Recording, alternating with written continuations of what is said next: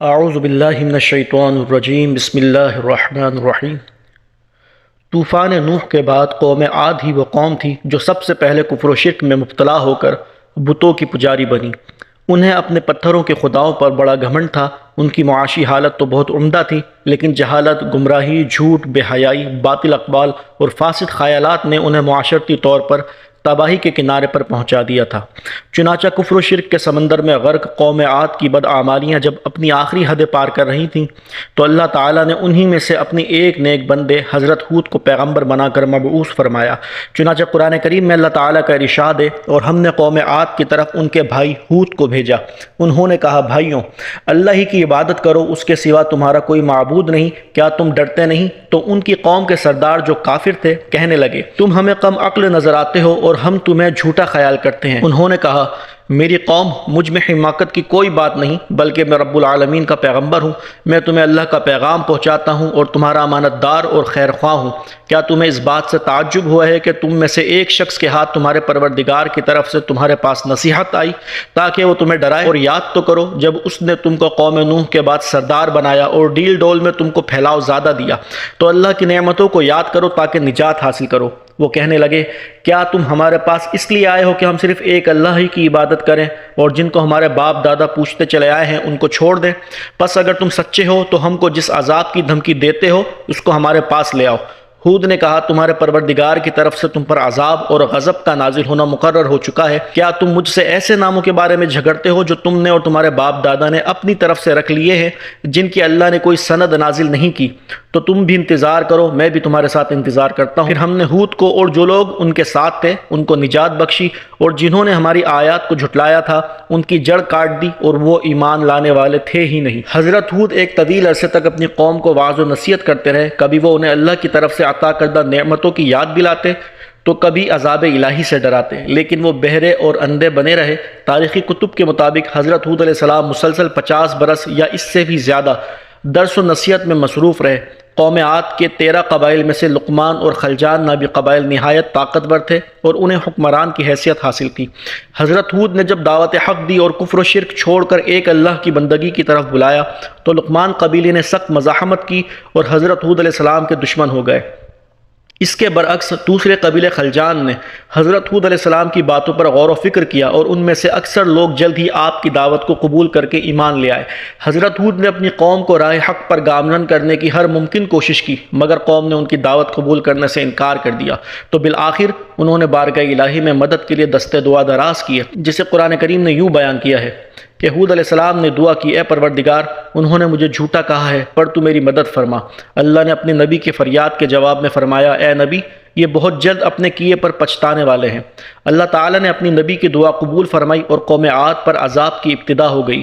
بادلوں کے فرشتوں کو حکم دیا کہ اب بارش نہ برسائی جائے۔ چشموں کے فرشتوں کو حکم دیا کہ ان کے ٹھنڈے، میٹھے اور شفاف پانی سے لبریز چشموں اور آبشاروں کو خشک کر دو۔ چنانچہ دیکھتے ہی دیکھتے ان کی سرسبز و شاداب کھیت و کھلیان سوکھنے لگے اور مویشی مرنے لگے، یہاں تک کہ لوگ پینے کے پانی تک کو ترسنے لگے۔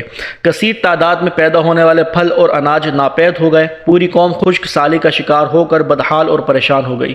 یہ سلسلہ مسلسل 3 سال تک جاری رہا۔ حضرت ہود علیہ السلام سے اپنی قوم کی یہ پریشانی دیکھی نہ جاتی تھی، آپ بہت افسردہ اور پریشان رہتے۔ اور پھر ایک دن انہوں نے اپنی قوم سے فرمایا، اے میری قوم کے لوگوں، تم اپنے پالنے والے سے بخشش مانگو، اس کے آگے توبہ استغفار کرو، وہ تم پر آسمان سے موسلا دار مینہ برسائے گا اور تمہاری طاقت و قوت میں اضافہ فرمائے گا، اور دیکھو گناہگار بن کر روح گردانی نہ کرو۔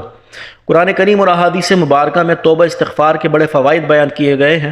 ابن ماجہ اور ابو داؤد میں حدیث مبارکہ ہے کہ جو پابندی سے استغفار کرتا ہے اللہ تعالیٰ اس کے لیے ہر فکر سے کشادگی اور ہر تنگی سے راستہ بنا دیتا ہے اور اسے ایسی جگہ سے روزی دیتا ہے جو اس کے وہم و گمان میں بھی نہیں ہوتی۔ بہرحال حضرت ہود علیہ السلام کے لاکھ سمجھانے کے باوجود اس قوم پر کوئی اثر نہ ہوا، بلکہ نہایت ڈھٹائی کا مظاہرہ کرتے ہوئے کہنے لگے کہ ہم محض تیرے کہنے پر اپنے آباء و اجداد اور اپنے ان معبودوں کو کیوں چھوڑ دیں؟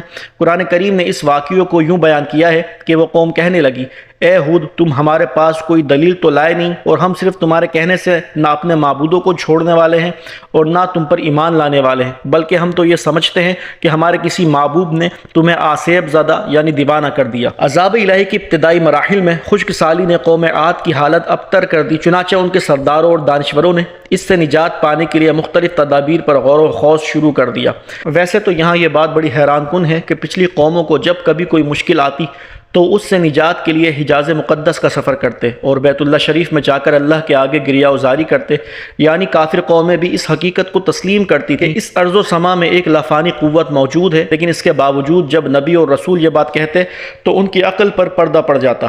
قوم عاد کے سرداروں نے بھی یہی فیصلہ کیا کہ قوم کے سرکردہ افراد بیت اللہ شریف جا کر اندھے کے خدا کے سامنے فریاد کریں۔ چنانچہ مختلف قبائل کے سرداروں اور دیگر اہم افراد پر مشتمل 70 افراد کا ایک وفد حجاز مقدس روانہ ہوا۔ اس زمانے میں مکہ مکرمہ پر قوم عمالیق کی حکمرانی تھی، جس کا سردار معاویہ بن بکر تھا، اور معاویہ کی والدہ قوم عاد سے تعلق رکھتی تھی۔ ویسے بھی معاویہ بن بکر قوم عاد کی شان و شوکت سے بڑا مرعوب تھا، چنانچہ اس نے وفد کی بڑی خاطر مدارت کی اور اسے بڑی عزت و احترام سے اپنے یہاں ٹھہرایا۔ طبری کی روایت ہے کہ اس وفد میں 2 افراد مرشد بن سعد اور لقمان بن لقیم صاحب ایمان اور حضرت ہود کے پیروکار تھے، غالباً ان کا تعلق قبیلہ خلجان سے تھا۔ ان دونوں کے علاوہ باقی سب کافر اور بت پرست تھے۔ معاویہ بن بکر نے اس وفد کے اعزاز میں رقص و سرور کی محافل کا اہتمام کیا اور تقریباً 1 ماہ تک یہ لوگ اپنے آنے کا مقصد فراموش کر کے عیش و عشرت اور شراب و شباب کی محافل میں مدہوش رہے۔ جب ان کا قیام طویل ہو گیا تو معاویہ بن بکر کو ان کے واپس جانے کی فکر لاحق ہوئی۔ کافی سوچ و بچار کے بعد اس نے ناچنے گانے والیوں کے ذریعے چند اشعار کی صورت میں انہیں ان کے آنے کے مقصد کی یاد دہانی کروائی، جس پر وفد کو ہوش آیا کہ ہم یہاں کسی مقصد کے لیے آئے تھے۔ تاریخی کتب میں درج ہے کہ اس موقع پر وفد میں شامل مرشد اور لقمان نے ایک بار پھر انہیں سمجھانے کی کوشش کی کہ جو کچھ حضرت ہود علیہ السلام کہتے ہیں اس پر ایمان لے آؤ، لیکن وہ نہ مانے۔ بہرکیف وفد بیت اللہ شریف گیا اور بارش کی دعائیں مانگنی شروع کر دیں۔ ابھی تھوڑی ہی دیر گزری تھی کہ اللہ تعالیٰ نے آسمان پر 3 رنگوں کے بادل بھیج دیے، جن میں ایک بادل سفید تھا، دوسرا سیاہ اور تیسرا سرخ۔ اس کے ساتھ ہی آسمان سے ندائے غیب آئی کہ اپنے اور اپنی قوم کے لیے ان تینوں میں سے کسی ایک کو پسند کر لو۔ چنانچہ وفد نے سوچ بچار کے بعد سیاہ بادل کو اپنے لیے پسند کر لیا، جس کے ساتھ ہی سرخ اور سفید ٹکڑے آسمان سے غائب ہو گئے اور ابر سیاہ آہستہ آہستہ آسمان پر چھانے لگا۔ وہ لوگ اپنی دعا کی قبولیت پر بڑے خوش تھے اور سمجھتے تھے کہ اب خشک سالی ختم ہو جائے گی۔ چنانچہ پوری قوم نے خوشیاں منانی شروع کر دی، لیکن حضرت ہود علیہ السلام سمجھ گئے تھے کہ یہ عذاب الہی ہے، لہٰذا انہوں نے ایک بار پھر اپنی قوم کو مخاطب کرتے ہوئے فرمایا، اے میری قوم، یہ اللہ کا عذاب ہے جو تم پر نازل ہونے والا ہے۔ پھر انہوں نے اللہ تعالیٰ کا فرمان انہیں سنایا۔ ترجمہ قرآن: نہیں بلکہ دراصل یہ ابر وہ عذاب ہے جس کی تم جلدی کر رہے تھے، یہ ہوا کا طوفان ہے جس میں دردناک عذاب چلا آ رہا ہے جو اپنے رب کے حکم سے ہر چیز تباہ کر ڈالے گا۔ حدیث شریف میں آتا ہے کہ ام المؤمنین عائشہ صدیقہ رضی اللہ تعالیٰ عنہا نے حضور نبی کریم صلی اللہ علیہ وسلم سے پوچھا، یا رسول اللہ، لوگ تو بادل دیکھ کر خوش ہوتے ہیں کہ اب بارش ہوگی، لیکن آپ علیہ السلام کے چہرے پر اس کے برعکس تشویش کے آثار نظر آتے ہیں۔ آپ صلی اللہ علیہ وسلم نے فرمایا، عائشہ، اس بات کی کیا ضمانت ہے کہ اس بادل میں عذاب الہی نہیں ہوگا؟ جبکہ ایک قوم ہوا کے عذاب سے ہلاک کر دی گئی، اس قوم نے بھی بادل دیکھ کر کہا تھا کہ یہ بادل ہے جو ہم پر بارش برسائے گا۔ حضرت عائشہ فرماتی ہیں کہ جب تیز ہوا چلتی تو نبی کریم صلی اللہ علیہ وسلم یہ دعا مانگتے، اے اللہ، میں تجھ سے اس کی خیر کا طالب ہوں اور جو اس میں ہے اس کی خیر کا، اور جو تو نے اس میں شر رکھا ہے تو اس سے اور اس کے شر سے میں تیری پناہ مانگتا ہوں۔ اسی طرح ایک اور روایت میں ہے کہ حضرت عائشہ فرماتی ہیں کہ جب آسمان پر بادل چھا جاتے تو حضور اکرم صلی اللہ علیہ وسلم کے چہرے کا رنگ متغیر ہو جاتا، آپ صلی اللہ علیہ وسلم پر خوف کی سی کیفیت طاری ہو جاتی جس سے آپ علیہ السلام بے چین ہو جاتے، کبھی باہر نکلتے، کبھی اندر داخل ہوتے، کبھی آگے ہوتے اور کبھی پیچھے۔ پھر جب بارش برستی تو پھر خوشی طاری ہو جاتی تھی۔ حضرت عائشہ فرماتی ہیں کہ یہ کیفیت دیکھ کر میں نے خدمت اقدس میں سوال کیا تو آپ نے فرمایا، اے عائشہ، کہیں ایسا نہ ہو جائے جو قوم عاد نے کہا تھا۔ پھر اس آیت کی تلاوت فرمائی۔ ترجمہ: جب قوم عاد نے اس عذاب کو بصورت بادل اپنی بستیوں کی طرف آتے دیکھا تو کہنے لگے، یہ تو بادل ہے ہم پر بارش کرنے والا۔ قرآن کریم میں ہے کہ اللہ تعالیٰ نے تیز آندھی کا یہ عذاب 7 راتوں اور 8 دنوں تک مسلسل جاری رکھا۔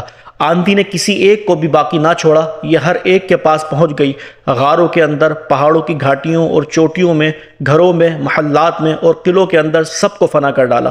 ابن عمر رضی اللہ تعالیٰ عنہما سے مروی ہے کہ نبی کریم صلی اللہ علیہ وسلم نے فرمایا کہ وہ آندھی جس کے ذریعے قوم عاد ہلاک کی گئی، اللہ نے ان پر انگوٹھی جتنی جگہ کے مثل ہوا کھولی تھی، پس وہ ہوا پہلے دیہات میں گئی اور وہاں کے لوگوں اور مویشیوں اور مالوں کو اٹھایا اور آسمان و زمین کے درمیان لے گئی۔ اللہ تعالیٰ نے اس خوفناک آندھی سے حضرت ہود علیہ السلام اور ان کے ساتھیوں کو محفوظ رکھا، اور انہوں نے خطیرہ نامی ایک بستی میں پناہ لے لی جہاں عذاب ان تک نہیں پہنچا اور وہ امن و سکون سے رہے۔ اللہ تعالیٰ نے قرآن کریم کی مختلف مقامات پر قوم عاد پر نازل ہونے والے عذاب کا ذکر فرمایا ہے تاکہ کفر و شرک اور غرور و تکبر میں مبتلا لوگوں کو تنبیہ ہو۔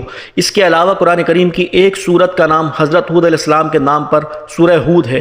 قرآن پاک کی 11ویں پارے میں موجود یہ سورہ مبارکہ 123 آیت اور 10 رکوعات پر مشتمل ہے۔ سورہ ہود مکی صورتوں میں سے ہے۔